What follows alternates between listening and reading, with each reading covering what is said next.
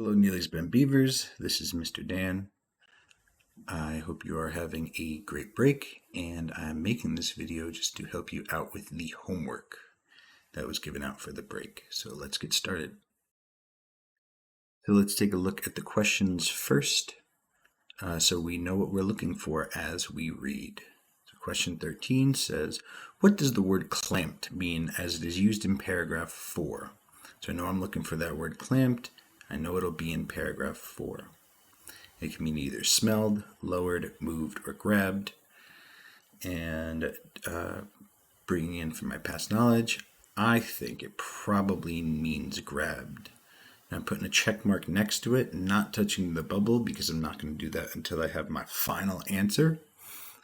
But when I think of a clamp, I think of the clamps that people used when I was growing up in shop class, and those were used to grab things. So that would be my first guess.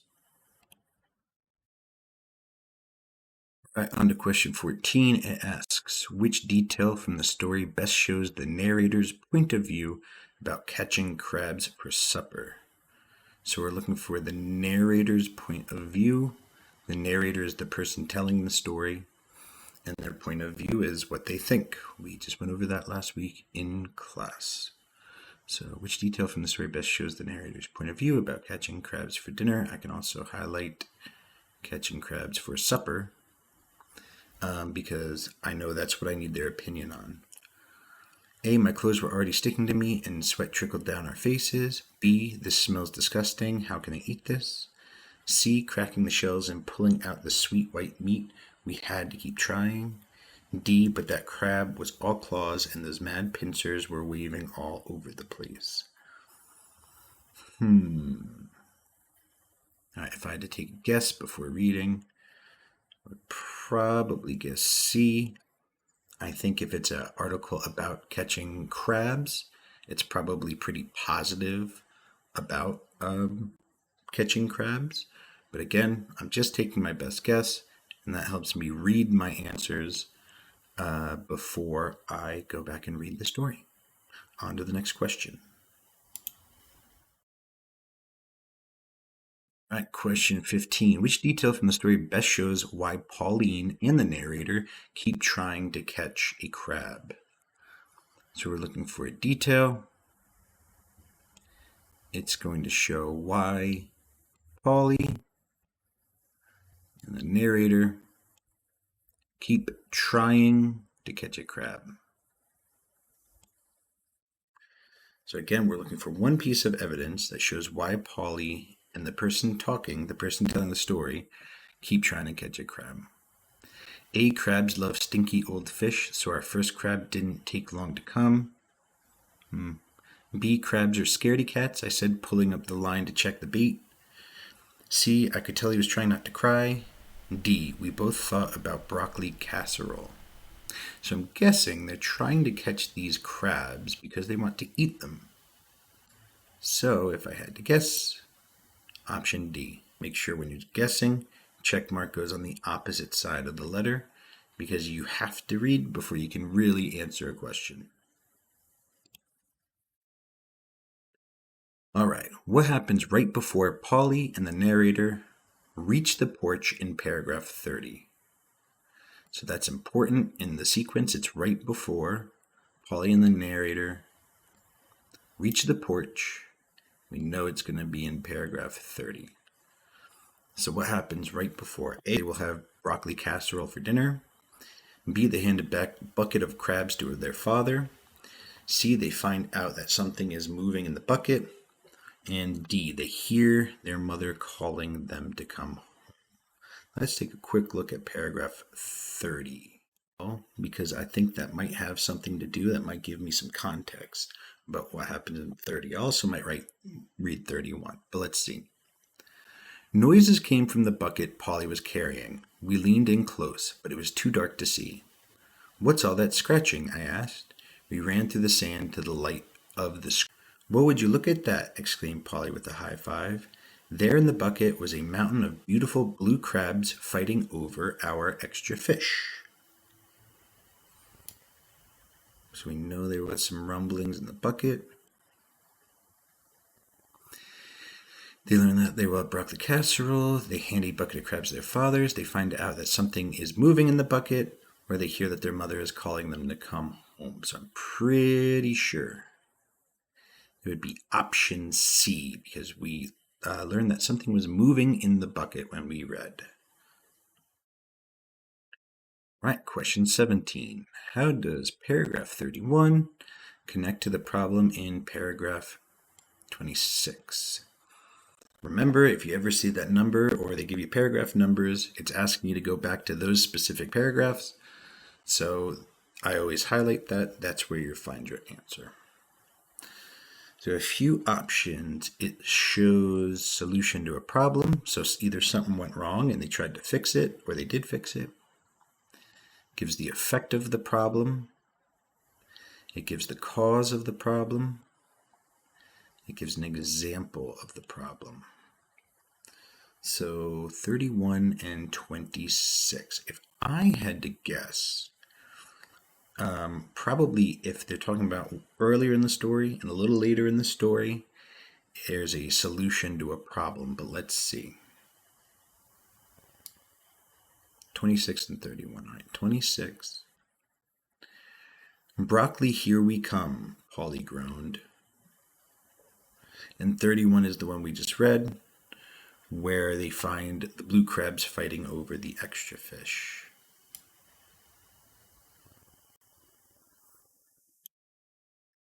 Example of the problem, cause of the problem, effect of the problem, solution to the problem.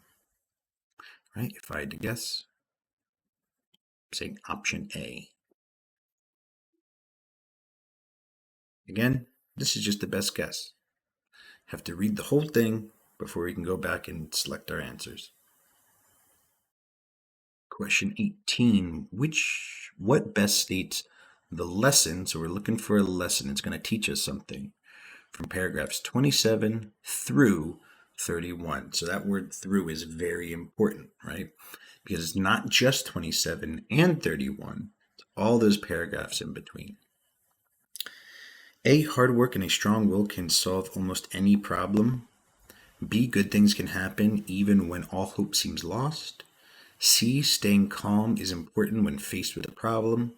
Or D, working with and trusting others can help to finish any job. Really don't like that word any. To me, that kind of shows that, not all problems are fixable. So any problem, or I guess all problems, are not totally fixable. So I'm not thinking it'd be D and A. But yeah, let's go back and read. It's a couple paragraphs, 27 through 31, but they seem kind of short. So let's see. All right, 27. Remember to get the bucket with the spare bait, I reminded him, slumping along with the net dragging behind me. Suddenly, Polly grabbed my arm. Listen, he whispered. Noises came from the bucket Polly was carrying. We leaned in close, but it was too dark to see. What's all that scratching? I asked. We ran through the sand to the light of the screened-in porch. Well, would you look at that? Exclaimed Polly with a high five. There in the bucket was a mountain of beautiful blue crabs fighting over our extra fish. So we had to read those paragraphs 30 and 31 quite a few times, so they must be important to the story.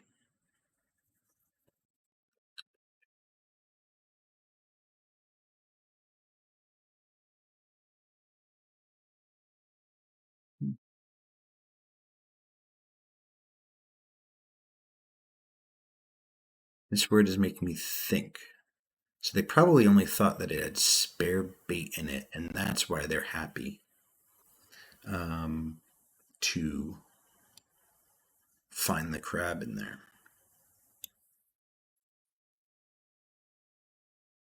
And that sounds like to me that they expected, or all their hope was lost. But good things can still happen. So if I had to take a guess, I'd say B. All right, let's go back and read the passage. That is the last of the questions and see what we find out. All right, let's read our passage. So it does start off with a picture. Actually, it starts off with excerpt from Crabbing for Supper, and then the picture.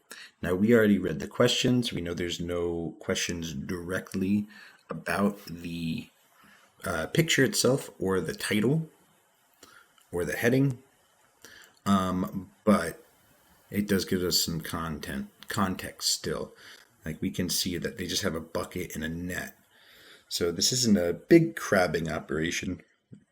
They're just trying to catch them with their little bucket and the net. That's interesting to know. All right. Dad handed me the bucket and the net with a long wooden handle. He gave Polly 2 dead fish wrapped in newspaper. They were tied up with string like a present. I held my nose, but Polly held those fish like they were his best baseball cards. The briny air from Chesapeake Bay filled our noses. I like that word, briny. This was the best place in the world to catch blue crabs. They like grassy, shadowy water, so Polly and I headed for our old wooden dock. It was hot for June, and I sat down and swung my legs over the edge into the cool water. Polly struggled to tie the string to one of the slippery fish. Then he slid the extra fish into the bucket and set it in the dark water under the dock for later. Polly struggled to tie the string to one of the slippery fish. Okay. And that confused me for a second because up here they said the fish was tied up with string. I guess they're using the same one, but they're using it to fish. Here, Polly handed me the baited string and dangled this down in the water to call the crabs. Crabs love stinky old fish, so our first crab didn't take long to come. Its big claw clamped the bait, and I raised the string real slow so Polly could net it. But my legs swishing in the water startled that crab, and it let go and floated back to the bottom, like a leaf off a tree. Polly brought up the net and stood there with the handle on the dock. I went back to dangling the fish. Well, get ready, he urged. Here comes another one. The sun was hot on our backs. My clothes were already sticking to me, and sweat trickled down our faces. A fly buzzed around my head. I remembered what Polly had said and sat perfectly still as the new crab clamped onto the fish. There's our word, clamped. So the crab grabbed onto the fish. But as Polly scooched forward on his belly to lower the net, he knocked a pebble off the dock and scared that crab away too. Crabs are scaredy cats, I said, pulling up the line to check the bait. This smells disgusting. How can they eat this? I don't know. How can Mom and Dad eat broccoli casserole? So they don't like broccoli casserole. I really hate that stuff, Polly moaned. Me too, I said. Belech. That's an onomatopoeia, which we've been going over in class. We thought about the big pot waiting and Dad dropping the crabs into the spicy boiling water. They would turn a beautiful bright red after a few moments, and we'd have a crab feast, cracking the shells and pulling out the sweet white meat. We had to keep trying. Also, we've been going over things to help you in the text, and that italicized text tells you that it's emphasized. So we had to keep trying. Text features. I smacked a mosquito off Polly's arm and dangled the bait some more. We squinted past the sun's reflection on the water. Sit still now. Here comes another one, said Polly. He inched the net into the water. Got him. Polly hauled up the net with the crab inside, but that crab was all claws, and those mad pincers were waving all over the place. Sounds dangerous. Look out, I screamed, but the crab's big claw already had hold of Polly's finger. Ow, ow, it is dangerous. Get him off, get him off. Polly hopped around, shaking his hand up and down, swinging that crab all over the place. I yelled, let go, but the crab didn't seem to understand English. Finally, Polly swung his arm in a giant arc, and the crab landed back in the water. Polly's finger was all red and puffy. I could tell he was trying not to cry. What should we do now? I asked. We both thought about broccoli casseroles. They really don't like that broccoli casserole. Keep trying, said Polly, dunking his sore finger into the cold water. But the harder we tried, the darker it got. When the sun began to set, we couldn't see into the water anymore. We heard Mom yell from the house, "Bring all you've got and come on in now." Polly let go of the string and wiped his hand clean on his shorts as the stinky bait sank to the bottom. Ew. Guess what's for supper? I sighed. Broccoli, here we come, Polly groaned. Groaned. Doesn't like that broccoli. You groan when you don't like something. Remember to get the bucket with the spare bait, I reminded him, slumping along with the net dragging behind me. Suddenly, Polly grabbed my arm. Listen, he whispered. Noises came from the bucket Polly was carrying. We leaned in close, but it was too dark to see. What's all that scratching? I asked. We ran through the sand to the light of the screened-in porch. Well, would you look at that? Exclaimed Polly with a high five. There in the bucket was a mountain of beautiful blue crabs fighting over our extra fish. Let's go, I yelled. We raced to give Dad the crabs. So he is going... Okay, so they're going to make a crab feast instead of the broccoli casserole. Interesting. All right, back to the questions. So I am not going to answer the questions because that's for you to try to figure out and to hand in when we come back to school. But we'll look over them again and I'll talk a little bit about my thoughts and if anything has changed. So 13 again says, what does the word clamp mean? Is in paragraph 4. What do crabs do? What did crabs do to the boy? Question 14. Which detail from the story best shows the narrator's point of view about catching crabs for supper?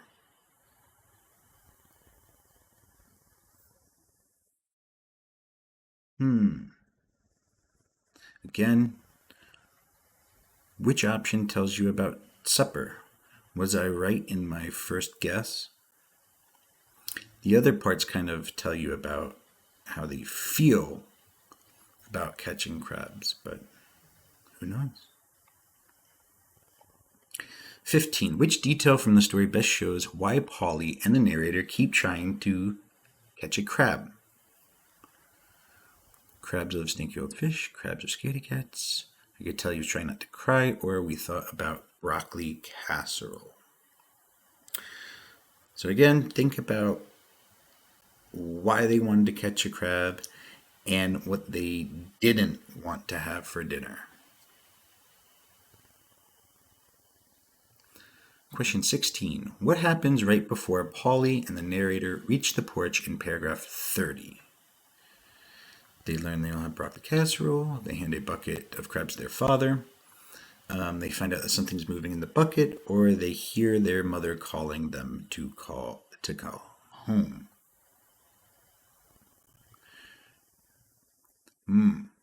So there's two options that really of things that happen right before, or I guess you could say there's two things that happen before they reach the porch. And there's the one we thought, but there's also this option. They hear their mother calling them to come home. So I'm telling you right now that it's going to be one of those two options. And I want you to pick which one you think is right.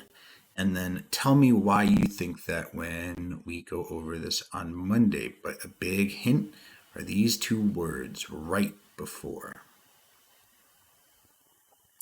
Question 17, how does paragraph 31 connect to the problem in paragraph 26? Let's go back and look at it one more time. 31 and 26. 26, Polly is groaning about the broccoli. 31 is when they find the blue crabs fighting over the extra fish. So, is that a solution to the problem, an effect of the problem, a cause of the problem, or an example of the problem? So, I'm going to go over this one, and I think I will give an answer only because there is something that I'd like to talk about here. So I do still believe that the answer is A. So that's when I would circle my answer, when I think I have the right one. And looking at the option, I don't really like it. It says it shows the solution to the problem. And solution to me always felt like you find a way to solve a problem, right? You figure out a way to fix what's wrong. They don't really find a way to fix what's wrong. They just so happen to have all those crabs in the bucket. Those crabs happen to find their way into their extra bucket. But if we look at the other choices, so B gives an effect of the problem. The problem or the effect wasn't in 31 that crabs got into the bucket, right? Them being worried about broccoli casserole and having the problem of not being able to catch the crabs doesn't cause them to crawl in the bucket. So I don't think it's B. It explains the cause of the problem. The cause of the problem, what starts the problem, is explained earlier. And D says it gives an example of the problem. There's only really one example in the whole story. So it is important to make sure that you keep in mind that even if you think all the answers sound bad, you pick the answer that sounds the least bad. And we've kind of gone over that in class. We've had a few different passages where we really didn't think any of the answers made sense, but one of them just made the most amount of sense. In 18, what best states the lesson of paragraphs 27 through 31? Is it about hard work, staying calm, or working with, and trusting others? So what is a lesson? What does it teach you? And think about it. Do they get their reward because they work hard? Does a good thing happen even when all hope seems lost? Is staying calm what helps them face the problem? Or is it working together which helps them solve their problem? This is going to be another tricky one because I think the lesson in this passage is different from the lessons in most passages. Hard work is a very common theme, and working with and trusting others are very common themes, but I don't think those are the right answers. Staying calm is not often a theme you see in third grade, and being lucky, really, even when hope seems lost, is not a common theme. But that's up for you to decide. What do you think is the right answer? So that concludes the video. I hope y'all are having a great Thanksgiving break again, and I cannot wait to see you all on Monday. I'll see y'all soon.